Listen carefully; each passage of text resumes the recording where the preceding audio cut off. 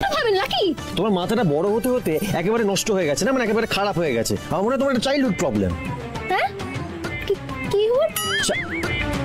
Stupid girl. Anyways চলো, অনেক রাত হয়েছে, আমি তোমাকে ছেড়ে দিয়ে আসি। না না না না না, আজকে আপনাকে আমাকে ছাড়তে তো হবে না, আমি আপনাকে পৌঁছেটা দেবো। চলেন কেন? ও আপনি একা একা হাঁটতে পারবেন তো?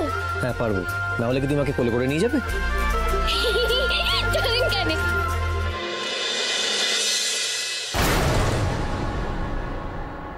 এই কৃষের জন্য আমাকে এতগুলো মিথ্যে কথা বলতে হলো বড় বৌদিকে। এখন যদি বড় বৌদি জানতে পারে যে কৃষ বাড়িতে নেই আর আমি বড় বৌদিকে মিথ্যে কথা বলেছি, তাহলে তাহলে আমাকে জ্যান্ত রাখবে না। কাম অন পিমনি, তুমি এত টেনশন কেন করছো? জিম্মা তো টেরই পাবে না, আমরা তো কেউ কিছু বলবোই না। এই করো, বড় বৌমা কবে ফিরবে কিছু বললো? না মা, কিছু বলেনি। হে ভগবান ভগবান, এখন এখন বড় বৌদি আসার আগে কৃষ যেন বাড়িতে ফিরে আসে, নইলে নইলে আমাকে বাড়ি ছাড়া করে দেবে বড় বৌদি। মা মা তুমি এরকম প্যানিক কেন করছো? এটা একটু শান্ত শান্ত মা, তুমি কিন্তু এই বাড়ির মেয়ে। তাহলে তুমি বড় মামি কেন এত ভয় পাও? আসলে কি বলো তো মা, বড় মামি জানে তুমি বড় মামিকে ভয় পাও, তাই তোমাকে বড় মামি ভয় দেখে এখানে রেখেছে। আসলে বড় মামি চায়। কি জানিস তুই? হ্যাঁ কি জানিস তুই বড় মামি সম্বন্ধে? তুই এতগুলো কথা বলছিস, আর একটা কথা বলে আমি তোকে ঘরের মধ্যে বন্ধ করে রাখবো।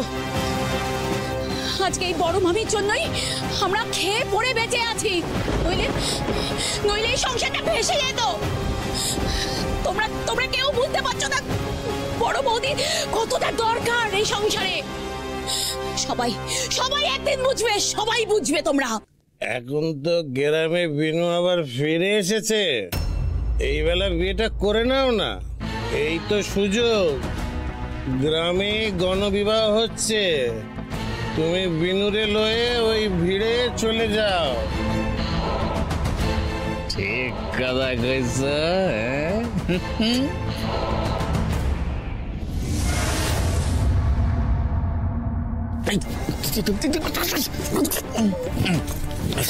ঠিক আছে ঠিক আছে ঠিক আছে, আপনি এখানে?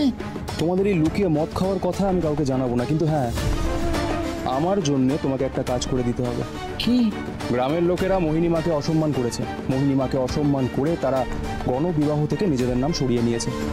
তাই কালকের মধ্যে যেভাবে হোক 6 জন বর কনের ব্যবস্থা আমাকে করে দিতে হবে। তার জন্য অবশ্য অনেক টাকা পাবে তুমি।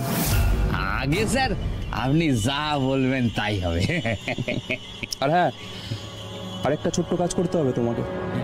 তোমাদের ওই গ্রামের মেয়ে বিনু, ওর জন্যে আজকে আমাদের গণবিবাহ ভণ্ডুল হয়েছে। মোহিনী মা ওকে শাস্তি দিতে চান, তাই যে করে হোক যেভাবে হোক কালকে কিন্তু বিনুকে ধরে আনা চাই। ও স্যার ও স্যার ও স্যার, আপনার পায়ে পড়ছি স্যার। ওরে শাড়ি দিন স্যার, ওরে শাড়ি দিন। আমি ওকে বিয়ে করে নিয়ে শহরে চলে যাবো, আমি কথা দিচ্ছি স্যার। ও আর আপনাদের কোনো ক্ষতি করতে পারবে না স্যার। ঠিক আছে ঠিক আছে, এই টাকাটা রাখো। হ্যাঁ কাজটা হবে তো? বলে আরো পাবে, ঠিক আছে? এবার যেভাবেই হোক বিনুকে বিয়ের পিড়িতে আনতেই হবে।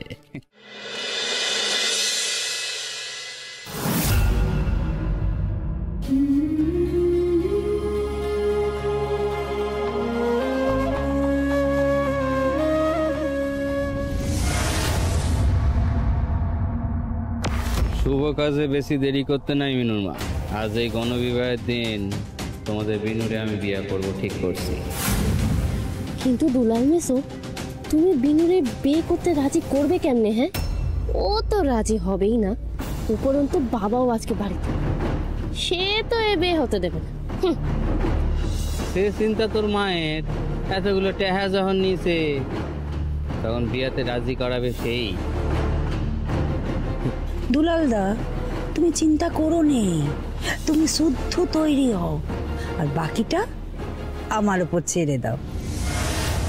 আমি এমন মতলব কষেছি না যে বিনু তোমাকে নিজের থেকে বিহাটো করতে রাজি হবে। আর শুধু তাই কেন, ওর মেসোকেও রাজি করাবে। কালাচাঁদ নিজেই ব্যবস্থা করেছে গো দুলালদা, আজই তোমার সাথে বিনুর বিহাটো হবে। চলো। চলো। ও মাধব, গানের প্রথম পরীক্ষাটাতে তো আমি পাসটা করে গেছি। এবার শুধু তুমি দেখো, যে এদিন সকলের সামনে আমার গানটা গাইতে হবে, আমি যেন সবার মনটা জয়টা করে নিতে পারি। তোমার মুখ গানটা গাইতে গিয়ে আর যেন কোনো বাধা টোলা আছে গো মাধব। দাদু ভাই, তুই আর দেরি করিস না, তাড়াতাড়ি বাড়ি আয়। তুমি এই কথা কেন বলছো? না না, তুমি তো জানো আমি এখানে কেন এসেছি, তাই না? সেই কাজটা না করেই ফিরে যাব? যে নিজেকে স্বেচ্ছায় আড়ালে রাখতে চায়, তুই তাকে খুঁজে পাবি কি করে? তার চেয়ে বরং তুই বাড়ি চলে আয়।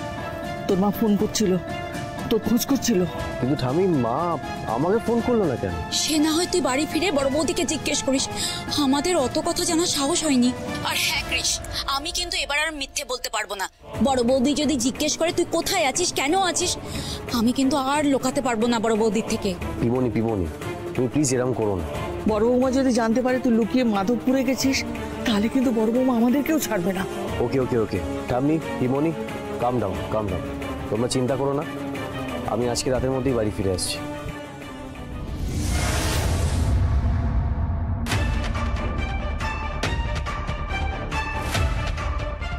রুক্মিণী এত কেন মেসেজ করেছে আমাকে? আমার না এত বাড়াবাড়ি ভালো লাগে না, এত পজিটিভ আমাকে নিয়ে। অবশ্য ওকে দোষ দিয়ে কোনো লাভ নেই, আমি বেকার ওকে দোষ দিচ্ছি, ওর কোনো ভুল নেই। মাও তো আমার খোঁজ নিচ্ছে, হয়তো আমার রুক্মিণীকে ফোন করেছিল আমার খোঁজ নেওয়ার জন্য, কিন্তু আমার মনে হয় না এই লোকটার সঙ্গে আমার আর দেখা হবে। ওই লোকটাকে বোধহয় আমি আর খুঁজে পাবো না, ফিরে যাওয়াই ভালো।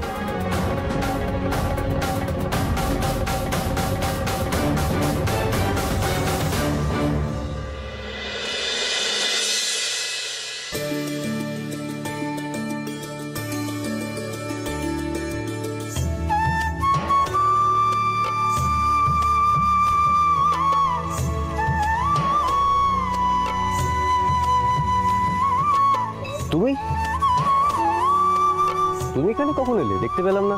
আমাকে দেখার তো কোনো দরকার নেই, আমি যা বলি তা শুনলেই তোমার কাজ দেবে। আচ্ছা, তুমি কি বলছো শুনি? তুমি যে কাজে এসেছো তা না করেই চলে যাচ্ছ, এইভাবে মাঝপথে পালাতে নেই। তারপরে তুমি আমার ফোনের সমস্ত কথাবার্তা শুনেছো, তাই তো? তুমি জানো না, লুকিয়ে কারোর কথা শুনতে নেই।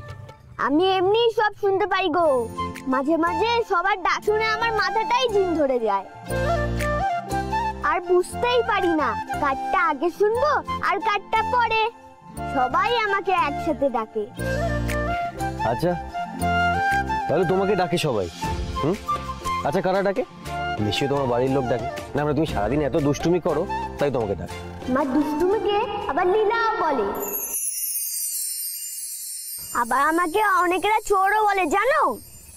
এই দেখো না, এইটুখানি মাখন চুরি করেছি বলে কত কথা শুনতে হবে। তুমি খালি হেয়ালি করে কথাবার্তা বলো না, তোমার হাইট এইটুকু, কিন্তু কথাবার্তা শুনে মনে হয় 80 বছরের বুড়ো। আমার কি বয়সে গাছ পাথর আছে গো? ওইসব হিসেব তোমরা বুঝবে না। আমার বোঝার দরকার নেই, আমি নিজের প্রবলেম নিজেই সলভ করতে পারছি। শোনো, তোমাকে একটা কথা বলি, বাক্সে যে হরিণের দলে ঢুকলে কি হয় বলো তো? কি আর হবে, হরিণ বাঘকে দেখে পালাবে ভয়তে। এই তো একেবারে ঠিক ধরেছো। তাহলে হরিণের দলে ঢুকতে গেলে হরিণ হতে হবে, তবেই তুমি যা খুঁজছো তা খোঁজ পাবে। মানে আমি ঠিক বুঝলাম। আমার যা বলা ছিল আমি বলে দিয়েছি, এর বাইরে কথা বললে সবাই বলবে আমি তোমার পক্ষপাত করি। যাই বাবা, আমার আবার ধোপার বাড়ি যেতে হবে, এই জামা কাপড় কাচতে যাবো। এবার আমায় নামাও তো দেখি। এসো।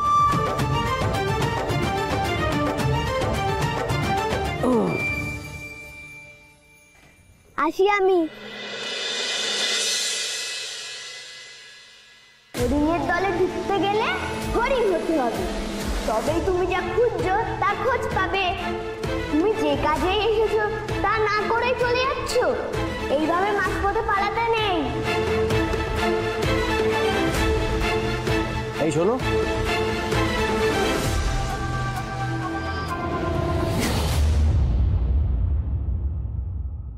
বলছি তোমার এই জামা কাপড়ের মধ্যে থেকে আমাকে একটা ফটো আর একটা ধুতি দিতে পারবে তুমি? তুমি আমাকে ঠিক বলেছো, আমি যদি কাউকে খুঁজে পেতে চাই আমাকে ভেগ ধরতে হবে। এই নাও না, যেটা খুশি নাও।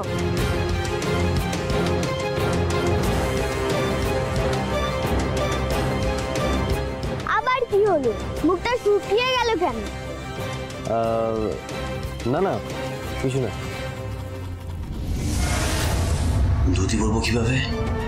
আমি তো পড়তেই পারি না। আর এখন কাকেই বা বলবো পরিয়ে দেওয়ার কথা? ধুতি পরতে জানো না তাই তো? চলো আমি পরিয়ে দিচ্ছি। এখানে? ওই দিকে চলো, ওইখানে কেউ তোমায় দেখবে না।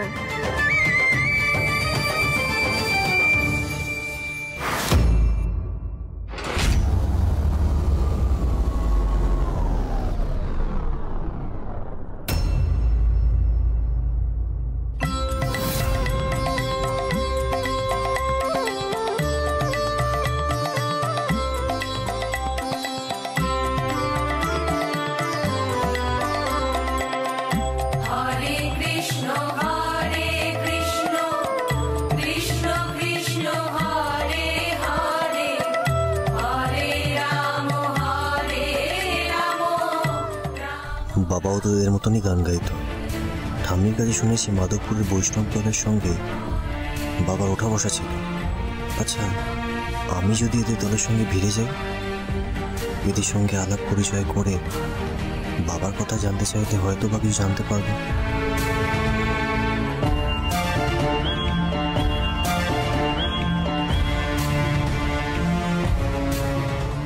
না না, এভাবে গেলে হবে না।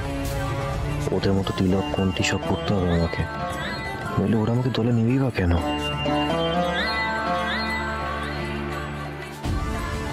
কিন্তু এখন আমি কোথায় পাই তিলক কোনটি? কেন সেই বাচ্চাটাকে আমি বললাম না তখন? তবে যদি আগেই করে দিতাম তাহলে তো আসল কাজটাই হতো না।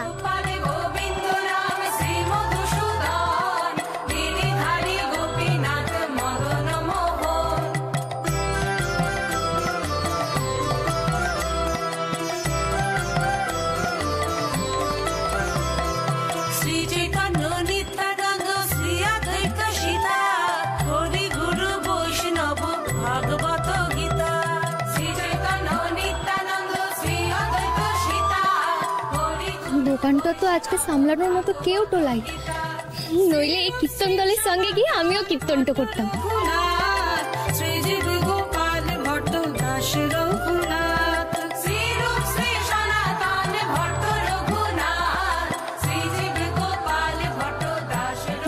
আমায় খুঁজছিলে?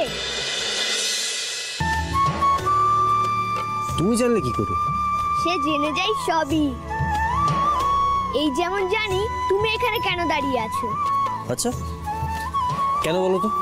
ওই তো তুমি কাউকে খুঁজবে বলে ওদের দলে ভিড়তে যাচ্ছ, অথচ ওদের মতন তুলসী মালা আর তিলক তোমার কাছে নেই, তাই তো তুমি ওদের সাথে ভিড়তে পারছো না।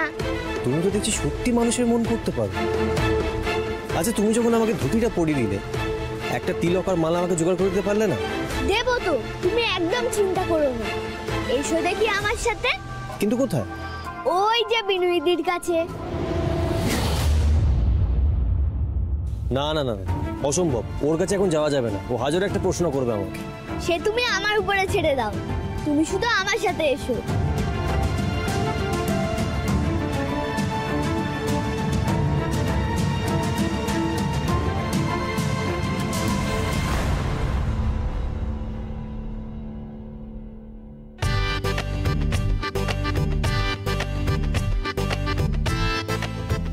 কি শহুরে বাবু যে, তা আপনি এরকম ভেট্টা ধরলেন কেন? হ্যাঁ, সে কেন ধরেছে পরে জানবি, আগে বল তো বিনুদি, আমাদের শহরের বাবুকে কেমন লাগছে?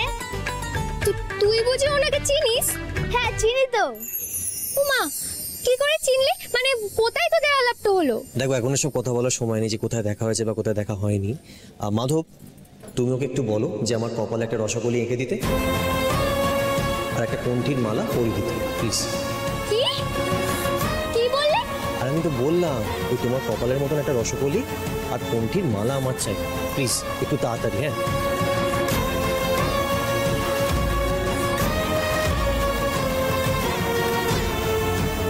এলিন, এটা ধরুন, আপনি নিজে এঁকেলেন, বুঝলেন? আরে আমি এখন কি করে আঁকবো? ঠিক আছে তুমি আমাকে একটা আয়না তো আমি এঁকে নিচ্ছি দাও। আয়না? আমি এখন আয়নাটা কোথায় পাবো? আপনি দেখতে পাচ্ছেন না এই দোকানে আয়নাটা বিক্রি হয় না।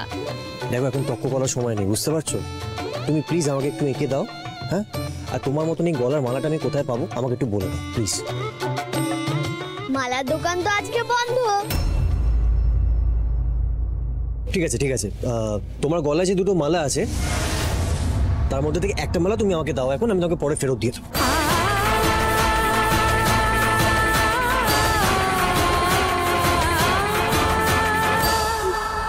অসম্ভব। কেন? এ তো অসম্ভবের কি আছে? আর বাবা আপনি কি বলছেন আপনি নিজেও জানেন? এই রসগোল্লা এই কণ্ঠির মালার আপনি মানে তো বোঝেন? এই রসগোল্লা আর কণ্ঠির মালা আমরা ঈশ্বরের নামটা করে পড়ি, মাধবের নামটা করে পড়ি, আর আমরা যে বৈষ্ণব এইগুলো হচ্ছে তার নিদর্শন বটে। আপনি যেটা করতে বলছেন সেটা সেটা কিছুতে করতে পারবো না। দেখো আমি তোমাদের ঠাকুরকে কোনো মতে অসম্মান করতে চাইছি, তোমার প্রচন্ড প্রয়োজন ওই রসগোল্লা আর কণ্ঠির মালা প্লিজ। ঠিক আছে, তা আপনি অন্য কোথাও থেকে জোগাড় করে নেন গে। কেন? কাল রাতে তো তুমি আমাকে হেল্প করার জন্য হোটেল অবধি পৌঁছে গেছিলে, আর তোমার নাকি আমার প্রতি কৃতজ্ঞতা বোধের কোনো শেষ নেই, তাই আজকে তুমি আমাকে এইটুকু হেল্প করতে পারছো না? ও সৌরে বাবু, আপনি আমার কাছে আরো অন্য কিছুটা চান আমি ঠিক দিয়ে দেবো, কিন্তু এটা চাইবেন লাই। আসলে কি বলুন তো, আপনি আমাদের আচার নিয়ম এই সব কিছু বোঝেন লাই তো, তাই এই কথাটা বলছেন। দেখো প্লিজ প্লিজ, আমার রসগোল্লার কণ্ঠিটা খুব প্রয়োজন, খুব দরকার এই মুহূর্তে। তুমি প্লিজ আমাকে একটা রসগোল্লা এঁকে দাও আর তোমার কণ্ঠিটা আমাকে দিয়ে দাও, আমাকে একটা আর্জেন্ট কাজে যেতে হবে প্লিজ প্লিজ। আমি পারবো লাই। রাধারানীকে মানানো কি এত সহজ? আরে না পড়ানোর কারণটা কি আমি ঠিক বুঝতে পারছি। তোমার টাকা লাগবে তো, দাঁড়াও আমি তোমাকে টাকা দিচ্ছি। সৌরে বাবু, আপনি কি তো বলছেন? টাকার কথা কোত্থেকে আসছে? আপনি বুঝতে পারছেন লাই এসব আমরা করতে পারবো না। দেখো আমি তোমার কাছে হাত জোর করে রিকোয়েস্ট করছি, তুমি প্লিজ আমাকে পড়িয়ে দাও তাড়াতাড়ি প্লিজ, আমার কথা শোনো প্লিজ। বিনু দিদি, তোর কেসটা করি তো বলে বিপদের দিনে মানুষের পাশে থাকতে, দরকার হলে তাদের সাহায্য করতে। কেমন অস্থির হয়ে হাত জোর করছে তোর কাছে। দে না রে বিনু দিদি ওকে মালাটা পরিয়ে। মাধব, তুই তো ছোট, তাই এসব তুই বুঝবি লাই, এগুলো আমি করতে পারবো লাগে। আমি সব বুঝতে পারছি, কিন্তু ও যা চাইছে তা না দিলে তো তোর পাপ হবে। ও ভাববে তুই উপকারে প্রতিদান দিতে জানিস না। আমি বলছি অজান্তে কোনো দোষ নেই। তুই নিশ্চিন্ত মনে কালাচাঁদের নাম নিয়ে ও যাই চাইছে তা দিয়ে দে।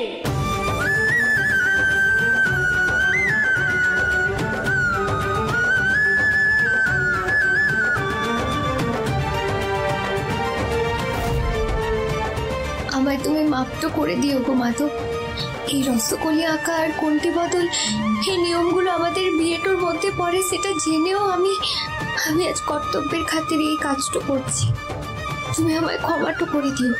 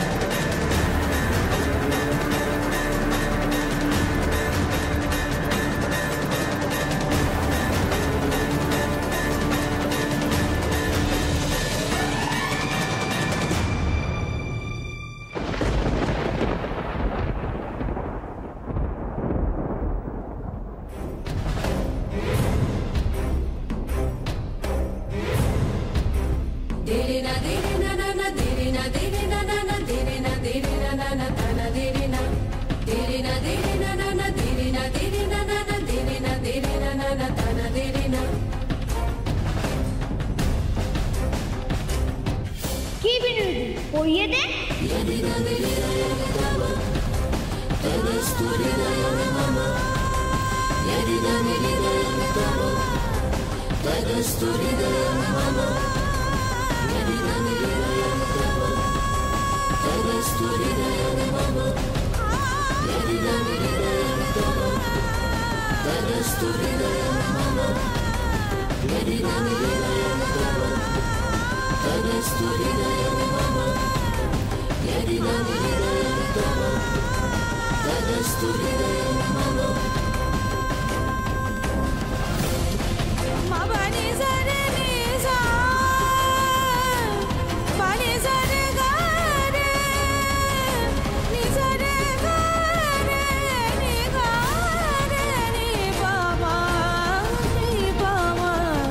Sare, sare, baba.